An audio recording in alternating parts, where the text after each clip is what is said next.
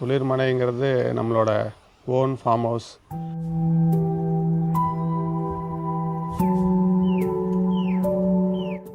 என்னோடய சொந்த farm house design பண்ணுங்கிறப்ப நான் ஃபஸ்ட்டு நினச்சது முடிஞ்ச அளவுக்கு நம்மளால் எவ்வளோ எக்கோ ஃப்ரெண்ட்லியாகவும் ட்ரெடிஷ்னலாகவும் நம்மளால் டிசைன் பண்ணி அதை எக்ஸிக்யூட் பண்ண முடியுங்கிறது தான் ஃபஸ்ட்டு யோசிச்சது.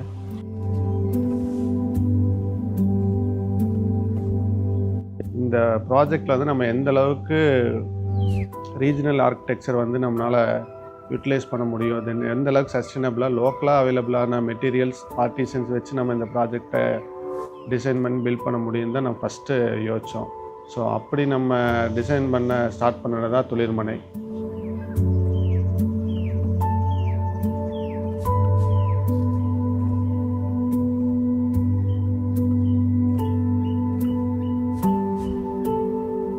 இது நம்ம என்னென்னா ஆக்சுவலாக ஒரு ஃபார்ம் ஹவுஸுங்கிறப்ப என்னென்னா நம்ம ஒரு ஃபார்ம் லேண்டில் நம்ம பில்ட் பண்ணுறங்கிறப்ப அந்த ஃபார்மோட நம்ம கொஞ்சம் ஒன்றிணைஞ்சு அது கூட மெர்ஜாகி வர மாதிரி இருக்கணும்னு நம்ம நினச்சோம். ஸோ அதனால் என்ன பண்ணோம்னா நம்ம ஃபார்ம் லேண்டில் பார்த்திங்கன்னா மேக்ஸிமம் வியூ கிடைக்கிற மாதிரி இந்த ஹவுஸ் நம்ம டிசைன் பண்ணியிருக்கோங்க.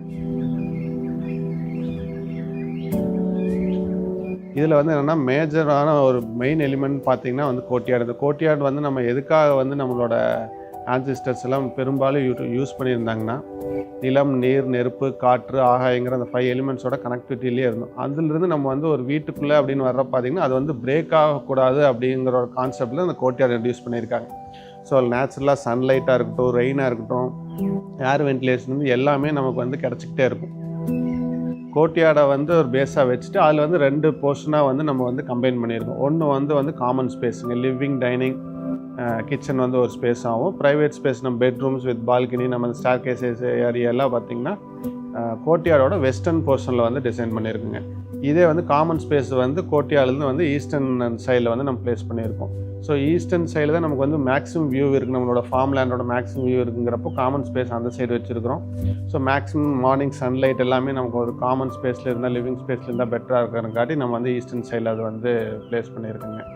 ஸோ ஈஸ்டர்ன் சைடில் நமக்கு விண்டோட ப்ரீஸு மினிமலாக கொஞ்சம் ஜென்டிலாக இருக்கிறங்காட்டி அங்கே லாங்கர் விண்டோஸ் வச்சுருக்கோம். ஃபார்மோட வியூவும் நல்லாயிருக்கும், கார்டன் ஸ்பேஸு எல்லாமே நமக்கு வியூ பண்ணுறதுக்கு நல்லா இருந்துச்சுங்க.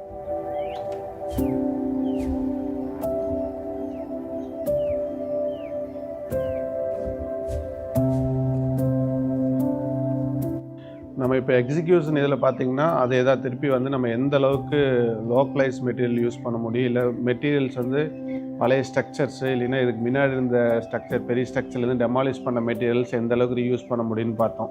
அப்படி பார்த்திங்கன்னா நம்மளோட ஸ்ட்ரக்சரில் ஃபவுண்டேஷனில் பார்த்திங்கன்னா நமக்கு ரேண்டம் ரோல் ரொம்ப நிறையா தேவைப்படுது. ஸோ அந்த கருங்களுமே நம்ம பார்த்திங்கன்னா புதுசாக குவாரியில் எதுவும் நம்ம வாங்காமல் இருந்த பழைய ஸ்ட்ரக்சர்லேருந்து எடுத்த ரேண்டம் ரோப்லேயே நம்ம யூஸ் பண்ணோம். தென் பார்த்திங்கன்னா சூப்பர் ஸ்ட்ரக்சரில் பார்த்திங்கன்னா நமக்கு மேஜர் இது பார்த்திங்கன்னா வால் ரூஃப். வால் பார்த்திங்கன்னா நம்ம மட்டு இங்கே நிறையா அவைலபிளாக இருக்குது. நம்ம ஃபார்ம் லேண்ட்லேருந்து எடுத்துக்க முடியும் அப்படிங்கிறக்காட்டி நமக்கு ஃபார்ம்லேயே ஒரு குளம் தேவைப்படுது. ஸோ அந்த குளத்தை நம்ம வெட்டி அந்த குளத்தில் இருக்கிற மண் எடுத்து நம்மளால் ஏதாச்சும் எர்த்தன் ஸ்ட்ரக்சராக க்ரியேட் பண்ண முடியுமான்னு பார்த்தோம். அப்படிங்கிறப்ப அந்த எர்த்தன் ஸ்ட்ரக்சரில் நம்ம பண்ண முடியல. பார்த்திங்கன்னா கம்ப்ரஸ் எர்த் பிளாக் நமக்கு ஃபீஸிபிளாக தெரிஞ்சுது. அந்த மட் பிளாக் வித் மட் மாட்டர் தான் நம்ம பார்த்திங்கன்னா வால் ஸ்ட்ரக்சருக்கு எல்லாமே பார்த்திங்கன்னா மட் பிளாக் தான் நம்ம யூஸ் பண்ணியிருக்கோம். தென் மட் பிளாக்குக்கு மேலே அடுத்து ரூஃப் ஸ்ட்ரக்சர்னு வர்றப்போ நம்ம பிச்சுட் ரூஃப் வித் மேங்களூர் டைலும் தென் ஃபில்லர் ஸ்லாப் அடாப்ட் பண்ணியிருக்குங்க. நமக்கு ஃபஸ்ட் ஃப்ளோர் தேவைப்பட்ட இடத்துல மட்டும் ஃபில்லர் ஸ்லாப் யூஸ் பண்ணியிருக்கோம். ஃபில்லர் ஸ்லாபோட அட்வான்டேஜ் என்னன்னா சிமெண்ட் அண்ட் ஸ்டீலோட யூசேஜ் நம்ம மினிமைஸ் பண்ண முடியுங்க. ரிமைனிங் போர்ஷன் எல்லாமே பார்த்திங்கன்னா கிரவுண்ட் ஃப்ளோரில் நம்ம காமன் ஸ்பேஸோட ரூஃபிங்கும், ஃபஸ்ட் ஃப்ளோரோட ப்ரைவேட் ஸ்பேஸ் அந்த பெட்ரூம் வித் பால்கனியோட ரூஃபிங்கெல்லாம் பார்த்திங்கன்னா திருப்பி நம்ம மேங்களூர் டைல் தான் யூஸ் பண்ணியிருக்கோம்.